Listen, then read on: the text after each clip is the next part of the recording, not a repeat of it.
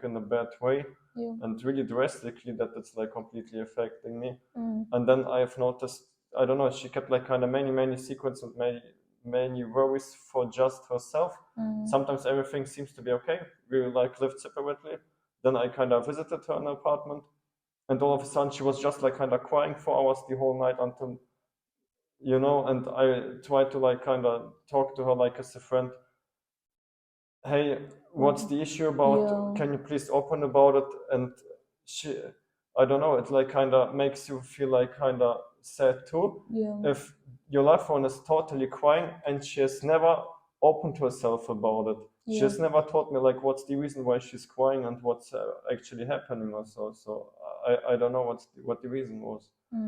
I don't know. She has never like kind of being that vulnerable for me, you know. She has never opened up or like kind of shared with me everything. It was just like still a secret completely for me. And of course, okay, maybe she needed more time or what, but of course it's another different thing when she's completely like already like just crying or whatever and not even opening up about you and then insulting you and giving you all I don't know whatever. I don't even know. I don't even know. And then there was a time where it was almost Christmas or what, and I know she kind of wanted like a specific cake for it. She wanted a specific cake, and that cake I kind of, I don't know, I called maybe 20, no, almost 50, I guess, almost 50. It was 40 to 50 bakeries to kind of like within 100 kilometers and asked them, hey, do you have this cake? Do you have this cake? Can you do this cake? Can you do this Like, cake? And then I finally found one bakery who was able to do this cake. Then I directly ordered this cake that they were kind of baking it, you know. I picked it up.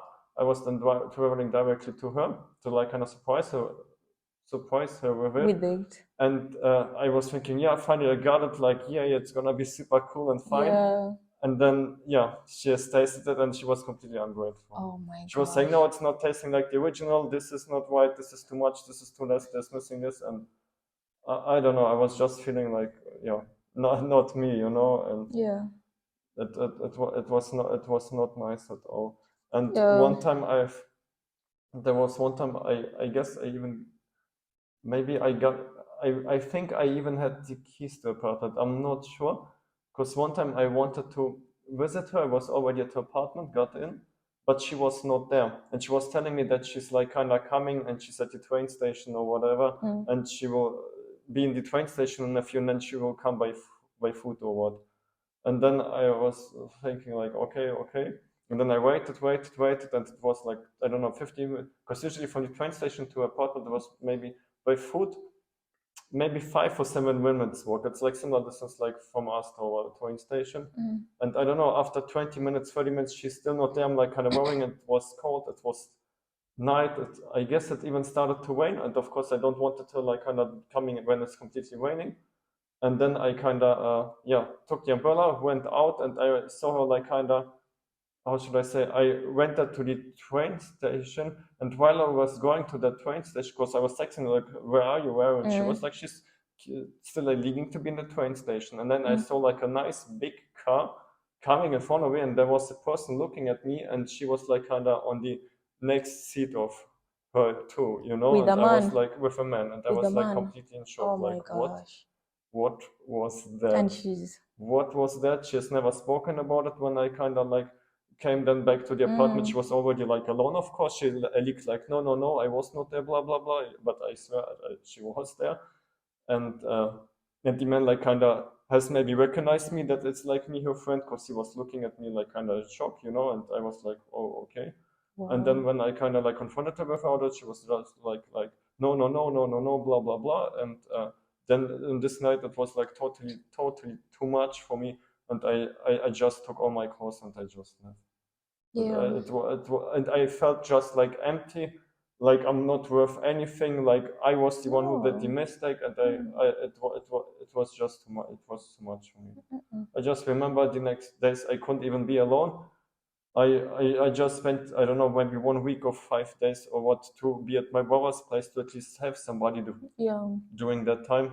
Because it was like kind of really painful. I know. Of course, too. And you're thinking maybe it's your fault. You're doing things wrong, but it's not like that. And it took me like kind of quite a time to kind of how should I say, to realize that no, it wasn't my fault. The person was always hiding something from just all of a sudden started to like kind of being and the moment you saw her with that person in that was car, like I was just and like still she's not accepting it, and that should tell you something. Yeah, exactly. And this is like that was just completely too much for me, and I left with all my stuff, and I never kind of But if you know you're always putting, sorry for cutting you short, if you know you're always putting effort toward the relationship, you should never question yourself. Like if you're too, am I enough? Am I never ever question And I've given you so many chances. Because you know you're. But yeah, I usually give like more than one chances, like to forgiving if it's like such hardcore stuff, you know, like kind of like having another guy or doing this and this. But of course there's then one line after it's like just too much, and then I have to say for me, no, it's too much until here and not far, and if yes, that's it, then I'm like out of it. It was of course really painful. Of course the love was still there. I was really hurt, but I kind of like I have gone through it, exactly. Then the person like kind of started a couple of days or blah blah, I don't know, started to do some texting, hey, let's meet here and there, but it was too much for me because it was like so many months like just being insulted and such, and I just couldn't anymore, because I know I've already read the book. In any case, it's gonna be like always this thing. Yeah, it's gonna I just be couldn't at do your it anymore. currents all the time. She can talk what she wants, because the actions are speaking louder than her words. Yeah, and of course, guys, even for me, like I was that person who was so afraid to be alone when I'm out of a relationship. So I used to do this thing. Anytime I'm out of the relationship, immediately I'm jumping to another, just to kind of like not even think about the other relationship, how it was, not even having that time to process the emotion about the other relationship. I was that one person. But the moment I parted ways with this Ugandan guy, I had so much time for myself, and I was actually really happy. Before I even got online and met my husband, I was so happy. That time I was just concentrating on my mother. I was just guys, I'm taking care of my nephew. I'm paying his school fees. Everything was perfectly going so well. That's when I realized, oh, so I can even survive without a man. That was the time. But before that, I was this person who just jumped to another relationship, just not to have time to think about what the other, not to have time to think about what the other relationship was. And that was just chaos.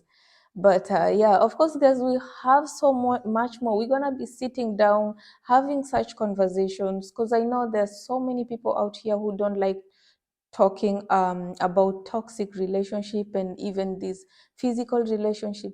Maybe us talking to you about our relationship and how we come out from it might help one or two people out there, and we're gonna definitely be so happy about it. And yeah, I just hope you guys will be able to enjoy watching this video and learn one or two things. And yeah, this is our story. This is the truth. This is 100% the truth of what both of us have gone through. And there's even so much more that maybe we'll just sit down. We'll be sitting down and just talking to you guys about these things. And yeah. And of course, especially the first time is the worst. It's the most painful, because you're still thinking maybe you still can give a chance. Maybe you can still retry. But it has happened so many times again. You have to know your values, that you're like really worthy. You deserve better. Just do the things you love. Put your focus in the things you love. Do them nicely. And I don't know, go with friends, meet friends, to your best friend, to your family, spend time together, find a hobby. And yeah, you will go through it. You will go through it. And then the next one will be like, of course, way better for you, I hope, the person, because through such like history, you're kind of, how should I say, creating red flags, and you directly notice, oh, that's a red flag. It's completely no-go for me. so you can directly move on and not waste your time in spending like, I don't know, several months or couple years with that person anymore. Yeah. So So guys, we don't want to continue anymore because it's not gonna allow. It's YouTube. It's YouTube. I hope you guys will allow us to go, and next time we're gonna make another video. I hope you guys will be able to learn 1 or 2 things from this video, and I hope to see you guys on the next one. Bye. bye.